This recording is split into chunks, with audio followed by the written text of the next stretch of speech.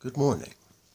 Today we will be reading the second story in Tanith The Princess Hynchatti and Some Other Surprises, which is Prince Brendran. And here's the picture.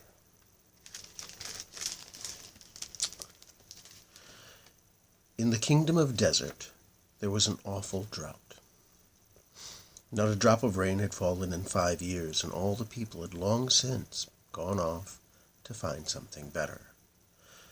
The castle where Prince Brendran lived with his mother and father was almost in ruins. As they were the king and queen and the crown prince of desert, they felt that they ought to stay, even though everybody else had left. But they had no servants and no pets. There were no animals in the kingdom at all, except for a few old snakes and some eagles who occasionally flew in to boast about the exciting things they had done and all the delicious food they had eaten. The castle food was horrid, because they could hardly grow anything in the dry ground. They lived on porridge mostly, and sandwiches full of real sand. And Prince Brendran thought it was just about the worst food anybody could ever have dreamed of. Every morning the king, Brendran's father, would go out the door and stand on the rocks, gazing up at the sky and holding out his hand. Not a plateful, not a thimbleful, he would lament, and go back indoors. The only nice things that would grow in desert were a date tree and a lemon tree. Prince Brendran worked very hard with these, pruning and clipping, and once in a while a few dry dates would appear, and one or two small lemons. The eagles, who always came to watch him working, but never offered to lend a wing, laughed at Brendran raucously. "Fancy wasting your time with that," they chortled. "If you had any sense, you'd set off to make your fortune, like all the other princes we know of." Well, the prince didn't say a word. He would have liked to leave desert and slay a few dragons, marry a fair princess, but he knew his parents would never make the long journey, and he couldn't bear to leave them alone in a ruined castle. "Just look at you," the eagles scoffed. "Ragged clothes, unpolished crown, what a mess! We saw a prince in one of the kingdoms we visited last week. He had golden clothes sewn with pearls, and ate off dishes made of whole rubies. All day long he sat in the most beautiful garden, full of scented flowers, and at night he always held a party, and wine ran out of the fountain instead of water. Of course," the eagles added scornfully, "water's quite common there." Prince Brendran turned his back on them and went into the castle. He went and sat by himself on an old wall and stared up at the sky through a big hole in the roof. What should all these other princes have fine clothes and nice food, while we have to go about in rags and eat porridge, he wondered. There must be something I can do. And he took off his crown and put his head on his hands and thought, and this is how his thoughts went. 1. We don't have nice food because the ground is too hard to grow anything. 2. The ground is too hard to grow anything because of the drought. 3. The drought is because it doesn't rain. 4. It doesn't rain because...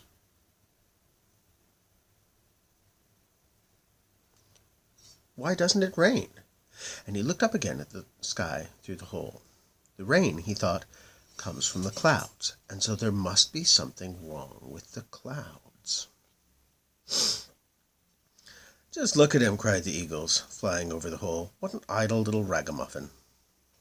However, the more the prince considered the matter, the more convinced he became that he was right, and eventually he decided that he would have to go up to the clouds himself and find out what was wrong.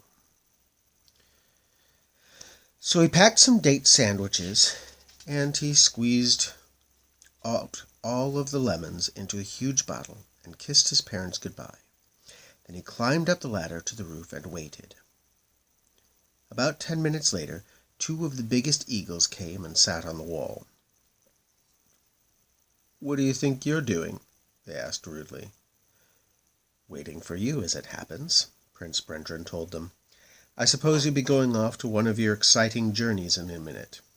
"Oh, quite probably," the eagles said, preening themselves. "In that case," Brendran said, "you can give me a lift up to the clouds." The eagles were affronted. "The very idea! What do you want to go up there for?" said one. "Wasting his time as usual," the other exclaimed. "I have some important business," Brendran said airily. "Now, will you or won't you?" The eagles looked at one another, stamped up and down, and scratched under their wings. "Well, as long as you understand that we don't do this kind of thing every day," one of them said at last, very haughtily. "And you needn't think we're going to carry all those sandwiches and lemonade bottles as well." Brendran folded his arms and glared at them. "If you don't do as you're told," he growled at them, "I'll tie you to the doorpost, and you won't go anywhere at all, with anything, for a very long time. And I'll make you eat porridge." The eagles had never been spoken to like this before, except possibly by their mothers when they were very young, and they shuffled about on the ledge and coughed and ruffled their chests, and at last they told him to jump on their backs and be quick about it, if they had a lot of important people to see before sunset. "Very nice of you," Prince Brendran said, rather sarcastically. The eagles spread their wings and flew into the air so suddenly that one of the date sandwiches fell off. It landed smack on the head of an old snake who had just dozed off in the ruined courtyard below. The snake peered up into the sky. "I do wish people would be more careful," it muttered. As they went higher, Prince Brendran saw cloudlets floating by like pink ice cream. The sun was just leaving and the moon was just arriving when the eagles joggled him off into a big woolly cloud, and his feet sank as if he were standing on feathers. "Here you are, then," said the eagles, "and you've made us late. We shall never get there in time to see the Golden Prince's firework display now." "I'm sorry," Brendran said repentantly. "When I get back, I'll do my best to find some fireworks for you myself." "Pooh," said the eagles, "we'd like to see you try," and they flew off. Prince Brendran looked around him. The clouds were like fluffy islands, and the sky was like a big pool. His own cloud was sailing along quite nicely, and soon it joined itself to a very big cloud shaped like a hill, and on the hill was a cloud castle, with turrets and a drawbridge touched red by the setting sun. Prince Brendran stepped off his cloud and onto the hill cloud and started to walk toward the castle. After a while he met a little bent man who was sitting on the edge of the cloud with his feet dangling, holding out a fishing net. "Excuse me," said Brendran. "What are you doing?" "Fishing for stars," snapped the little bent man. "What do you think? You should know better than to ask impertinent questions." "Well, I was going to ask you," Brendran said in his politest voice, "if you know why it hasn't rained on desert for 5 years." "How should I know?" demanded the little bent man. "You should ask up there." He pointed at the castle. "Well, who lives there?" "Well, the moon, of course," said the little bent man angrily. "Now go away and leave me in peace." Prince Brendran went toward the castle, and as he got nearer, he saw that the moon was just coming out at the door, and by the time he got to the drawbridge, he saw several people standing behind the moon, shoving it and pushing it to try to make it roll through the doorway. "Oh! Oh!" squeaked the moon. "I knew I shouldn't have had all that green cheese for supper." "Can I help you?" Prince Brendran called. The moon people looked up over the top of the moon at him. "She's stuck, you see," one of them said. "Can't move her at all," said another, and the moon began to cry. "Wait a minute," Brendran murmured. He went up to the door and pushed the cloud walls out of the way. "I'm free!" squealed the moon. "Whee!" And she started to roll down the hill and out into the sky. Prince Brendran pulled the cloud doorway back into shape. "Aren't you clever?" exclaimed the moon people. "You must be a human being." "That's right," said Prince Brendran. "I came up here to ask why it hasn't rained for 5 years on the Kingdom of Desert." "Oh," said the moon people. "Oh, that's easy. Over desert there's a big river, and the river runs into a big pool, and when the pool fills right up to the top, it overflows and rain falls. 5 years ago, a wicked sky giant came along and sat down by the pool. All sky giants ever do is sleep and eat and drink. So the giant ate his dinner, fell asleep. When he woke up, he was very thirsty. So he bent down to drink up the pool. And now, whenever he wakes up, he drinks up the pool. And so it never overflows. And that is why there has been no rain in desert for 5 years. Thank you so much, said brendran. How can I find this giant? They told him to follow the moon, and she would show him. So he ran down the hill and caught up with her. Prince Brendran and the moon sang songs together as they went, and the moon thanked him again and again for pulling her out of the castle door. It's not so bad when I'm a crescent. I can slide out quite easily. But when I'm a full moon, full that is of green cheese, it's such a trouble. Eventually they came to the pool, and there in the moonlight lay a huge, cloudy sky giant, snoring his head off. Well, I'm afraid I must leave you now, said the moon, but do come up any time and have a chat. When the moon had gone, Prince Brendran stood and looked uncertainly at the sky giant. He was very big and fierce-looking, and could probably pick Brendran up in his hand. And just as Brendran was deciding that it might be better to go back to desert and eat porridge, the sky giant turned, snorted, and woke up. Hey there, he roared. Who are you? Prince Brendran thought quickly, and suddenly he had an idea. I've heard, he said boldly, that all you ever do is drink this pool. Well, growled the giant, well, water is really a very boring thing to drink all the time, Prince Brendran said. We human beings wouldn't dream of drinking plain water, if we could get something else instead. Oh, no, asked the giant. Certainly not, said Brendran. Now, you just try some of this and see what you're missing. And he gave the giant the huge bottle of lemonade. The bottle was no bigger than the giant's middle finger, and he swallowed the drink in a gulp. The giant smacked his lips, and his eyes gleamed. More, he demanded. I haven't any more on me, Brendran said innocently, but I'll bring some more if you like. Good, said the giant. Until then, I'll just have to make do with some water. And he bent over the pool, which was almost full. Oh, no, shouted Prince Brendran. You can't drink that water. I'm very sorry. I forgot to tell you. It's very dangerous to drink water when you've been drinking lemonade. The giant, who was not really very clever, believed Brendran completely. Whatever shall I do? He cried. Let the pool overflow, said Prince Brendran, and by the time it fills up again, the effect of the lemonade should have worn off.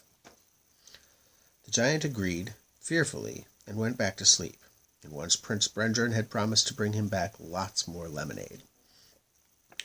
Prince Brendran whistled happily as he walked back across the clouds. When he came to the little bent man, he called out cheerfully, How many stars have you caught? And the little bent man jumped up and hit him with his fishing net. Now you've frightened them all away with your noise, he shouted, and chased Brendran all over the sky. Brendran ran back to the cloud castle and knocked on the door. I think it's about time I went back to desert, he explained hastily when they let him in. Oh, that's simple, said the moon people. They opened a small door in the cloud floor and pointed to a ladder which hung down from it. If you climb down that, it will lead you right into the courtyard of your castle in desert. The prince thanked them, said goodbye, and climbed down the ladder.